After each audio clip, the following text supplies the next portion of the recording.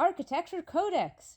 If you want to see more, like, comment, share, and most importantly, subscribe.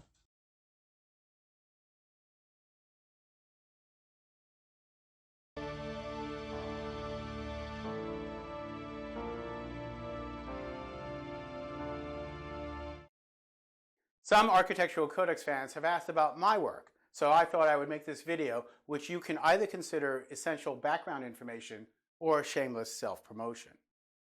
So let's start with my title. Not that one, the one before.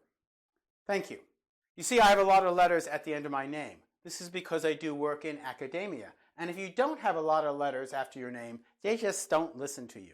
In fact, it was this channel and all these letters at the end of my name that got me a teaching position at a major university where I teach about architecture and Western culture. So if you want to know what the letters actually mean, just send me a message and I'll get back to you and explain. As noted, much of my work has been for educational institutions all the way from childcare projects up to college buildings. I've also done extensive medical work with some very intricate technical installs, including a 12-person hyperbaric chamber. But I have done many project types, everything from retail to armor-car garages and more. All kinds of architecture projects interest me. For decades, the bulk of my work has been master planning and rehabilitation of older buildings, sometimes a room or a floor at a time, sometimes a complete building gut rehab. There's just too much variety to go into depth here, and you can always go to my website, molinelliarchitects.com, or any of my social media pages. For this video then, I thought I would focus on some of my favorite church and residential designs. These are projects where the owner has given me a little greater freedom to exercise my design abilities. You know, a good architect needs great clients that allow them to aspire to great architecture. My design for the fellowship space at Faith Lutheran Brethren drew inspiration from the simple design of the original mid-century modern church by Charles P. Winter. My goal here was to make sure the new addition fit with the spirit of the original building. That is why the asymmetrical gable points to the main sanctuary, giving it its dominance. For St. Joseph's Church, I was commissioned by Monsignor Eisler and lucky enough to have him perform my marriage to Gina in the church as the very first ceremony. The high-end gable windows transmute the light and cast dramatic shadows on the expressive wood trusses that create the sense of loft that defines the church space. The doors, the altar, the font, and the ambo are raw materials, wood and granite, gently handcrafted to bring together the hand of God and the hand of humans into each piece. This Presbyterian church project was going to break ground in April of 2020. Alas, it was a casualty of the COVID shutdowns. In this design, light comes from the corners of the nave, giving the space an inviting openness. Here too, the trusses create the traditional loft that reaches towards the heavens. And we had opportunities for liturgical art to express the story of the church in craft. Villa Lane came about because the owners were tired of the more traditional homes they had seen. Interestingly, they were living in an apartment, which was part of a conversion I did to a Tudor-style carriage house. I molded a home more suited to their modern European tastes. The design is both a practical and an abstracted composition of forms and colors. Years later, and they still love the house. For this addition to an early 20th century cottage home, I preserved the character of the house while increasing the space.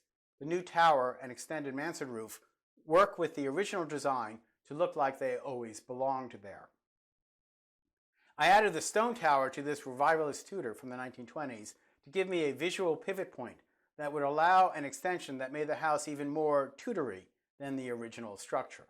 I think it shows that while I might be a modernist at heart, I am comfortable executing projects in specific styles as might be appropriate. For this Georgian-style project, we restored the original mansion but added a great family room to accommodate modern living.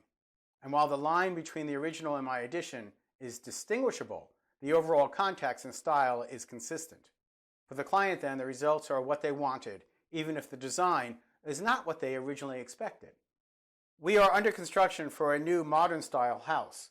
Villa Secor will be an efficient house machine with its form derived from the nature of the space its construction techniques, and its setting as part of the hill. And yet the use of light and materials will keep it warm and cozy. As in all my other residential projects, I worked with the aesthetic preferences of the client, but I developed the design in a manner consistent with the greatest architectural styles. Every project has hours and hours worth of stories that are incredibly boring, and you don't want me to go there. It'd be like asking me to talk about my family or my trips. I can go on and on and on. But hopefully you've learned something about the architect behind all those sketches and all those observations and pompous opinions as expressed in the Architecture CodeX videos. One last bit of shameless self-promotion. I've written a few books on architecture that you can get through Amazon. Just simply go to the authors page, Michael Molinelli, and you will see them. There are some cartoon books and some fiction, and that's another story.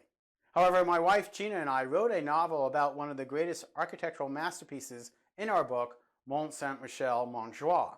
It takes place during the desperate late medieval period of the 100 Years' War. It's sort of Jane Eyre meets Braveheart meets The Name of the Rose in a really, really cool castle. If you need to find out any more about my work, there are a number of websites you can go to, and you can certainly contact me through those websites. Making videos is fun, but I really don't want to direct. I'd rather be your architect. Thank you again for your interest. God bless, and peace to all.